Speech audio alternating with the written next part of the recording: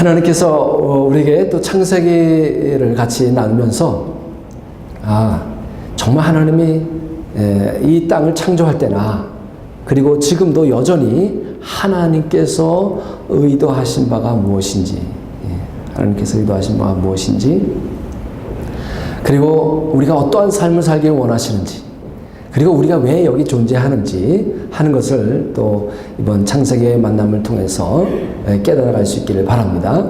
하나님께서 6일 동안 온 세상의 만물을 창조하시고, 그리고 하나님 생각대로 다 모든 것이 맞춰진 후에 하나님께서 안식하셨다 그랬습니다. 그래서 창세기 2장 2절을 보니까 하나님이 그가 하시던 일을 일곱째 날에 마치시니 그가 하시던 모든 일을 그치고 일곱째 날에 안식하시니라. 피곤하셨기 때문에, 창조로 피곤하셨기 때문에 안식하신 것이 아니라 주께서 생각하신 일을 다 마쳤기 때문에 안식하신 것입니다. 그리고 그 안식은 하나님의 마음의 안식이었습니다. 우리 인간을 지으시고 모든 만물을 인간을 위해서 만드시고, 인간을 만드신 후에 이제 하나님의 그 구상이 다 이루어졌음을 이렇게 기뻐하시고 보기에 참 좋았다, 그렇게 말씀을 하셨습니다. 그런데 하나님께서 하나님의 손으로 만들어진 이 창조물 아담은 자신이 피조물임을 망각하고 범죄하게 됩니다. 사람이 자신이 자신의 주인임을 주장할 때 하나님과 교통이 끊어지는구나. 그리고 우리는 알 수 없지만 그 아담의 영광스러운 모든 신성한 광채를 다 잃어버렸음을 우리는 성경을 통해서 알 수가 있습니다. 본래 하나님께서는 모든 만물을 지으시고 아담이 그 모든 바다의 물고기나 하늘의 새나 땅에 움직이는 모든 생물들을 다 다스리려 하셨습니다. 그런데 오직 한 가지 다스리지 말아야 될 것이 있는데, 그것은 무엇이냐? 바로 자기 자신이었습니다. 아담 자신만큼은 하나님이 다스려야 하는 것입니다. 이제 자기 자신이 자신의 주인이 되고자 했을 때 아담은 모든 통치물에 대한 통치권까지 다 잃어버리게 된 것입니다. 이제 망가진 존재가 된 인간은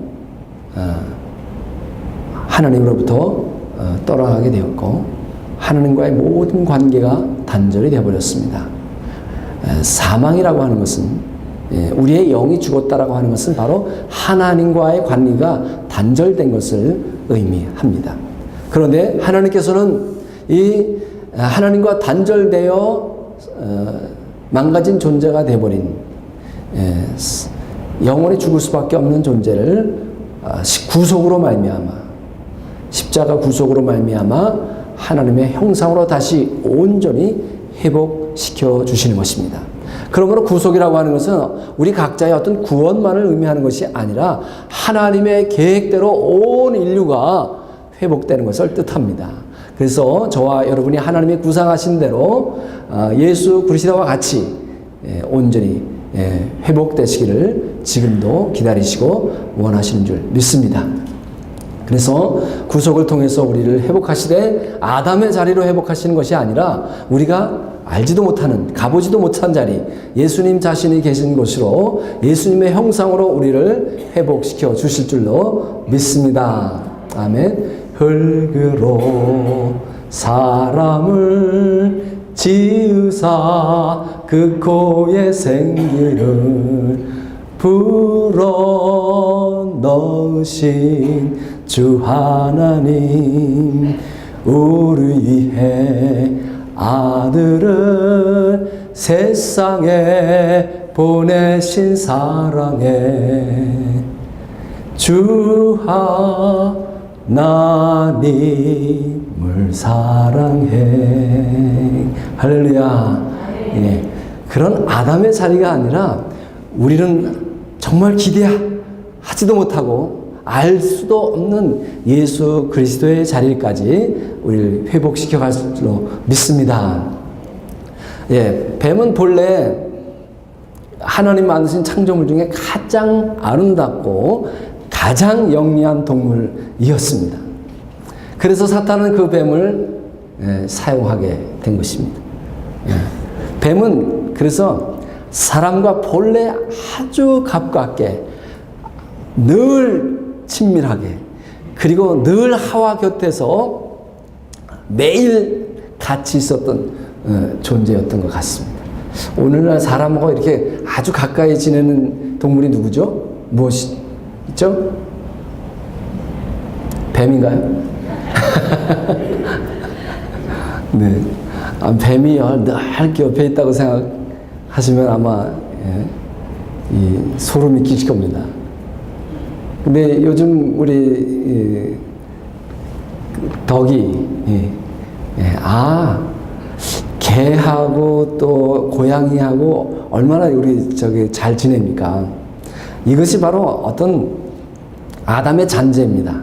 하나님께서 본래 사람이 동물들하고 이렇게 아주 교제하도록 친밀하게 지내도록 만들었는데 이제 망가진 존재가 됨으로 말미암아 하나님과 교류가 단절되고 모든 만물을 다스리는 그 권한을 잃게 되니까 이제 동물들이 다 떠나가는 거예요. 예, 사람 보면 그냥 무서워하고. 예. 며칠 전에 어떤 여성이 그 사나운 맹수인 사자들하고 그냥 같이 눈싸움을 하고 대결을 하는 거예요. 예. 그러니까 그것도 남성도 아니고 여성이요. 사자 앞에서 이렇게 하면서 빤히 사자를 쳐다보면서 몸을 쥐니까 막 사자가 놀래가지고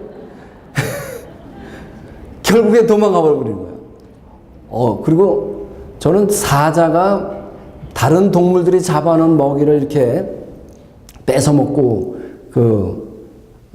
그런 건 봤지만 사자가 잡은 먹이를 사람이 뺏어 먹는 경우는 나 처음 봤어요. 예. 그 아프리카의 키 큰 족속 이름을 잊어버렸는데요. 예.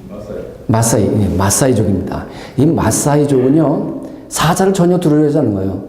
그 사람이 다 사자가 다른 얼룩말인가 뭔가를 잡는 걸 딱 보고 있다가요 탁 잡아가지고 이제 뜯어 먹잖아요. 그럼 사람이 가는 거예요. 사람이 딱 창을 들고 계속해서 전진해서 가는 거야. 그러면 사자가 저거 뭔가 그렇죠. 쳐다보다가 계속 가까이 오니까 사자가요 열심히 자기가 잡은 먹이를 뜯어먹고 있다가 그냥 도망가 버리는 거예요. 그러니까 사람이 셋이서 가서 칼 들고 그걸 사자가 잡은 먹이를 탁 이렇게 살을 베가지고 어깨에 탁 메고 오는 거예요. 예. 본래 사람은 이렇게 온 만물을 다스리고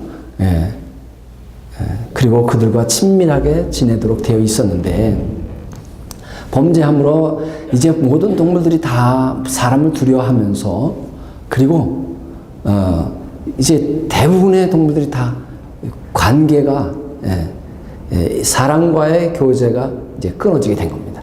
이제 아직까지도 이제 개나 고양이들은 이렇게 친밀하게 지내고 있지만 이와 같이 뱀이 아주 여자 곁에서 매일 있었던 가깝게 지냈던 그런 동물이었습니다. 그래서 사탄은 그 뱀을 통해서 여자에게 말을 걸기로 했던 거죠. 우리가 아는 대로 뱀은 이와 같이 타락한 후에 하나님의 저주를 받고 그저 땅을 기어다니는 그리고 평생 흙을 먹고 잘 살 수밖에 없는 그 땅을 기는 존재가 되었고 징그러운 존재가 되었지만 하나님의 저주를 받기 전에는 너무나 아름답고 영리한 동물이었다라고 하는 것입니다. 그래서 여러분 이제 혹시 인터넷 들어가서 찾아보시면요, 타락이라고 하는 그것을 치시면 그 유명한 그 네덜란드의 어떤 화가가 지은 그린 그림이 있습니다. 거기 보면은 뱀이 하나님의 저주를 받기 전에 이렇게 생겼구나 하는 것을 아마 보게 될 것입니다. 그래서 제가 오늘 보여드리려다가 이 작업 과정이 여러 가지 좀 그래서 뱀이 저렇게 생겼구나. 아주 하와 옆에 친밀하게 대화하는 그런 모습이 나와 있습니다. 그래서 창세기 3장 14절에 보니까 하나님께서 뱀에게 저주하십니다. 너는 모든 짐승보다 더욱 저주를 받아 배로 다니고 살아있는 동안 그걸 먹을지니라. 그런데 사탄이 그 뱀을 통해서 뱀을 도구로 하여 아담과 하와를 유혹하는데, 사실 유혹은 죄가 아니라 그랬죠. 우리는 사람이기 때문에 항상 유혹을 받을 수밖에 없는데, 그러나 우리가 유혹을 받을 수밖에 없는 존재고, 그리고 마귀가 우리를 궁극적으로 유혹하는 목적이 뭐냐? 우리로 하여금 어떤 잘못된 행동에 빠지게 하려는 것이 아니라, 사단이 우리를 유혹한 진정한 목적은 뭐냐면, 사단의 목표가 있었어요. 우리를 하나님으로부터 떠나게 하는 것입니다. 우리에게서 하나님을 폐위시키는 것이 바로 사단의 목적이었다. 그래서 창세기 3장 8절에 보니까 그들이 그날 바람이 불 때 동산에 거느신 여호와 하나님의 소리를 듣고 아담과 그의 아내가 여호와 하나님의 낯을 피하여 동산 나무 사이에 숨은지라. 그렇습니다. 타락 전까지 인간은 하나님과 교통하며 아주 하나님과 친밀한 관계, 하나님과 하나된 관계였습니다. 그런데 이제 범죄하자 하나님을 두려워하게 되었고 하나님 앞에서 도망쳐 숨게 된 것입니다. 이와 같이 죄라고 하는 것은 하나님과 인간 사이를 단절시키고 항상 사람은 이제부터 하나님의 눈치를 보게 되는 그러한 존재가 되어버린 겁니다. 요즘도 마찬가지입니다. 자녀도 그렇잖아요. 자녀들이 뭔가 잘못한 일을 하면 항상 부모의 눈치를 봅니다. 뭐가 잘못한 일을 하게 되면 부모가 어디 계시나, 무슨 생각을 하는지, 그렇게 자녀들이 염려하는 것처럼 마찬가지 범죄한 인간은 늘 하나님의 눈치를 볼 수밖에 없게 된 것입니다. 이 아담의 그 죄는 내가 나 자신을 다스리겠다, 나는 하나님께 독립하겠다 라고 하는 이 죄는 질병이 아니라 이것은 하나님께 대한 반란이다 라고 하는 것입니다. 창조주 하나님께 대한 피 묻은 반란이 바로 죄다. 나 자신 외에는 그 누구도 나에게 명령하는 것을 내가 허락하지 않겠다 라고 하는 것이 바로 아담의 죄인 것입니다. 그래서 이러한 반란, 내가 하나님으로부터 독립하겠다라고 하는 생각은 그 사람이 착한 사람이든 악한 사람이든 간에 상관없이 나타나는 현상입니다. 그래서 오늘도 여전히 죄는요, 우리에게서 내가 강력하게 나는 하나님께로부터 독립하겠다라고 하는 생각이 바로 죄의 근본이다라고 하는 것입니다. 오늘 12절 13절 한번 같이 읽겠습니다. 화면을 보시고 시작.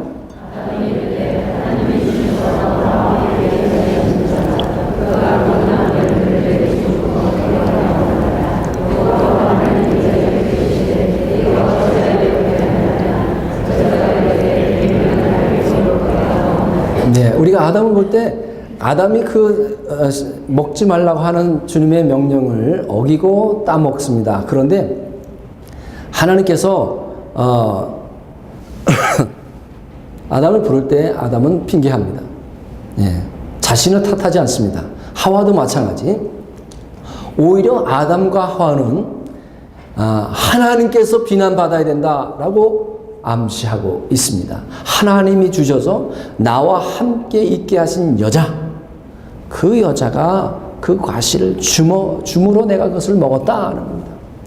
왜 저를 그런 상황에 두셔서 나로 이렇게 불순종하게 하셨습니까? 왜 선악을 알게 하는 나무를 두셔서 나로 그것을 먹게 하셨습니까? 라고 오히려 적반하장으로요, 이 잘못은 내 잘못이 아니라 하나님 잘못입니다, 이렇게 말하는 것입니다. 그 나무, 선악을 알게 하는 나무, 과연 어떻게 생겼을까? 그 나무는 어디 있다 그랬어요? 에덴 동산의 중앙에 있었다. 그렇게 말씀하고 있습니다. 그 나무는 과연 어떤 나무길래 선과 악을 알게 하는 나무였을까? 그렇습니다. 하나님이 한 동산 중앙에 나무를 지정하셔서 이 나무의 실과는 절대 먹지 마라. 먹는 날에는 반드시 죽으리라. 그렇게 말씀하셨습니다. 그렇습니다. 이 나무가 왜 선악을 알게 하는 나무인고 하니 이 나무의 실과를 먹지 마라 라고 하는 하나님의 명령이 그에게 있었습니다. 그러니까 하나님의 명령은 선한 겁니다. 그래서 하나님이 명령하신 분은 선하구나. 이 나무의 실과 먹지 말라 그랬지. 그러면 악은 뭐냐? 하나님이 금하신 것을 할 때 그것이 악이 된다라고 하는 것입니다. 그러니까 이 나무의 실과를 먹지 말라라고 하셨을 때 아담은 이 나무의 실과에 대해서 먹지 말라고 명령하신 그 명령은 선한 것이고 그 금하신 것을 먹었을 때 그것은 악한 것이 된다라는 것을 구별할 수 있게 된 것입니다.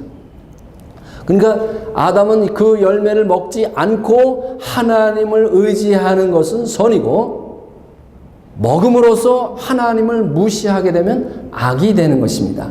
그 열매 자체가 무슨 선을 알게 하고 악을 알게 하는 어떤 효소가 그런 무슨 영양분이 거기에 있는 게 아니라 무슨 지혜를 주는 그런 영양분이 있는 게 아니라 먹지 말라 했을 때 그 하나님의 명령이 선한 거고 그리고 금하신 것을 했을 때는 그것이 악한 것이 되므로 이제 아담은 하나님 명령하신 선한 것이요 금하신 것을 할 때는 그것이 악하다라는 것을 구별하게 된 것입니다.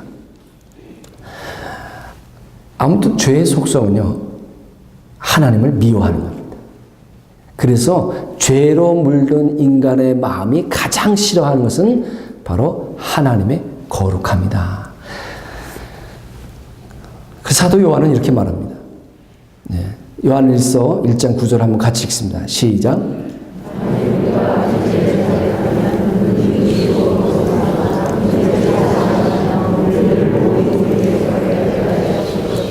네.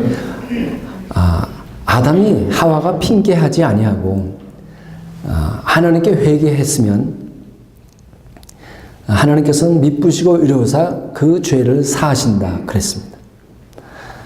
그런데 아담과 하와는 핑계대기에 바빴고 오히려 그것을 하나님이 아담과 하와의 죄가 하나님이 마땅히 잘못한 것이다.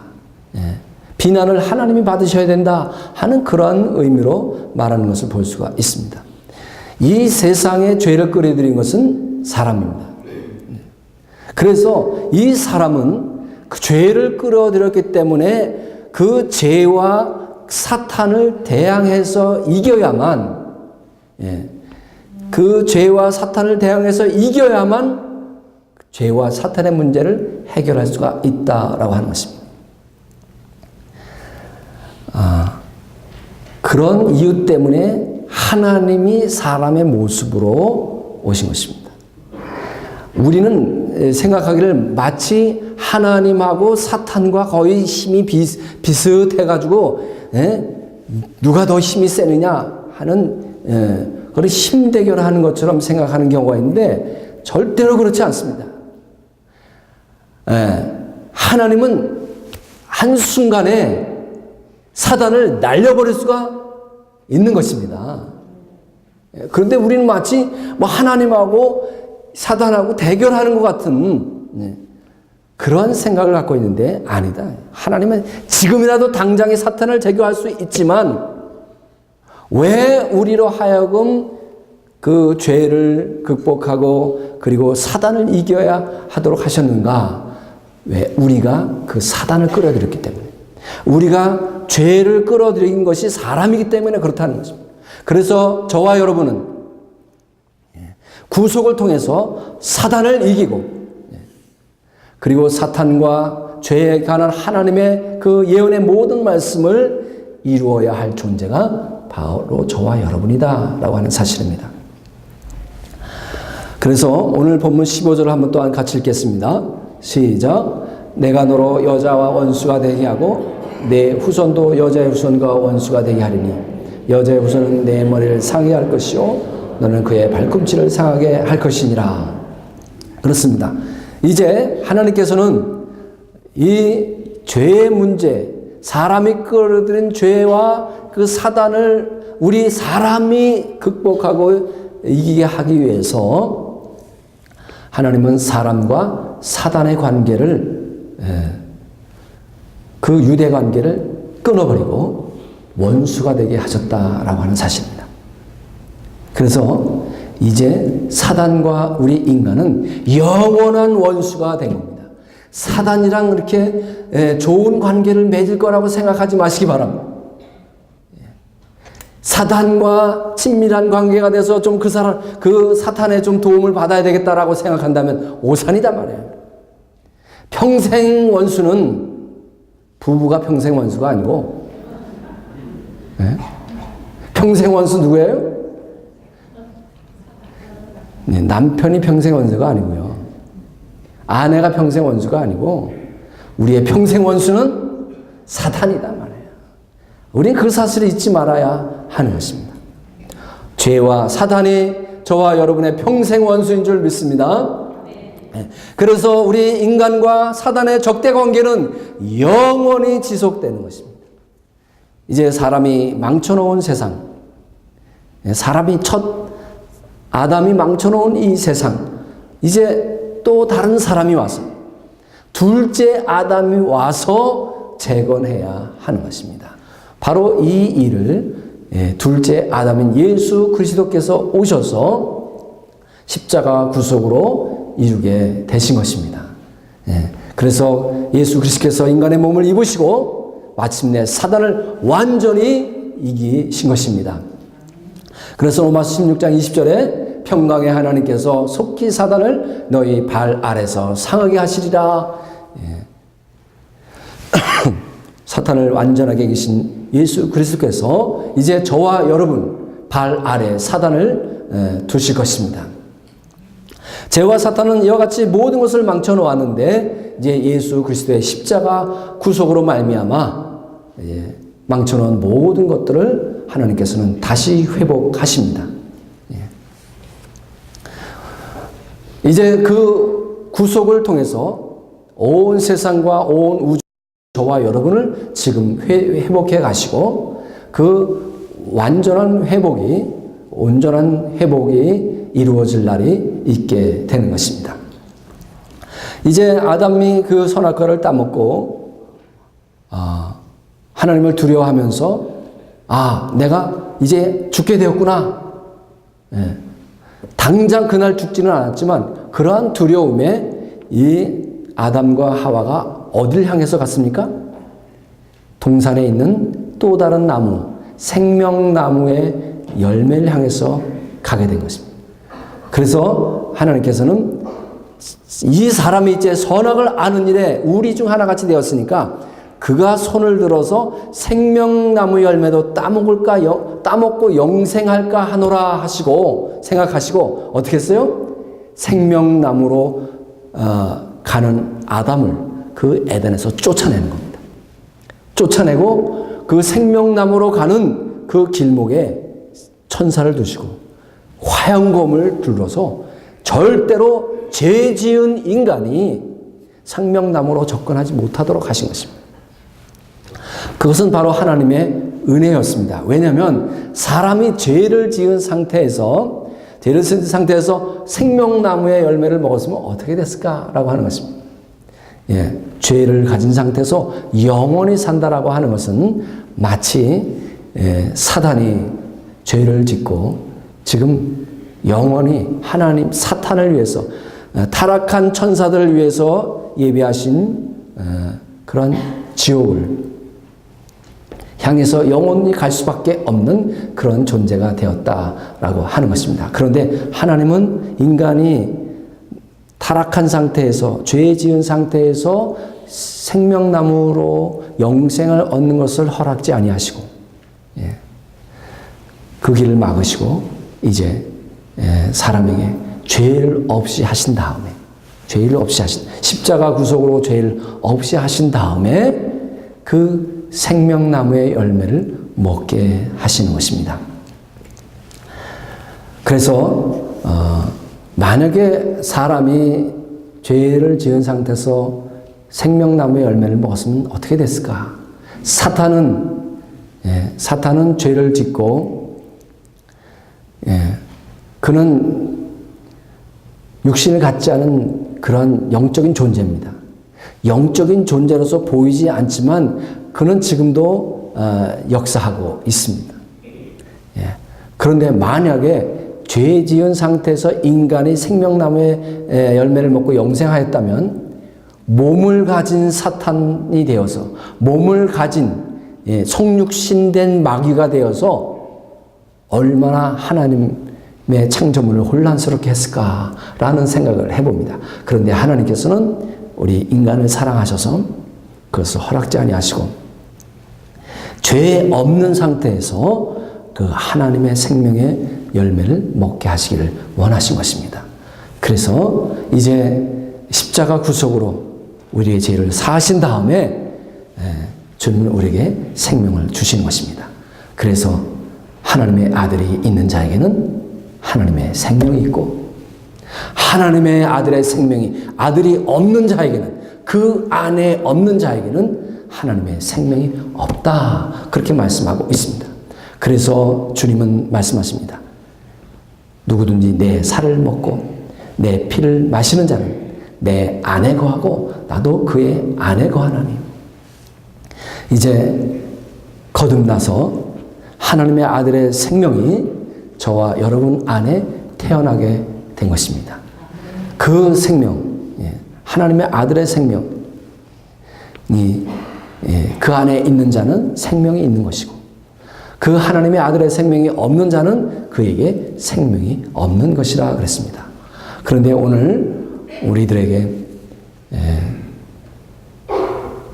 이 성찬을 통해서 누구든지 내 살을 먹고 마시는 자는 그 하나님의 아들의 생명이 내 안에 거하시겠다, 그렇게 말씀하고 있는 것입니다. 그리고 그 사람이 또한 내 안에 거하는 역사가 있게 되는 것입니다. 이제 하나님의 아들의 생명이 내 안에 거하게 되면 무슨 일이 있게 되는 것이냐? 이제 우리는 하나님의 뜻을 알게 되는 것이고, 우리의 삶의 현실에서 하나님의 뜻을 행할 수 있게 되는 것입니다. 이것이 하나님의 아들의 생명이 있는 자와 없는 자의 차이인 것입니다. 오늘 믿음으로 우리 주님이 주시는 살과 피를 받음으로 여러분 안에 하나님의 아들의 생명이 임하시기를 축원합니다. 충만케 되기를 축원합니다. 그래서 하나님의 뜻을 분명히 알고 이제 하나님의 뜻을 우리의 삶에서 행하는 저와 여러분 될 수 있기를 주님의 이름으로 축원합니다.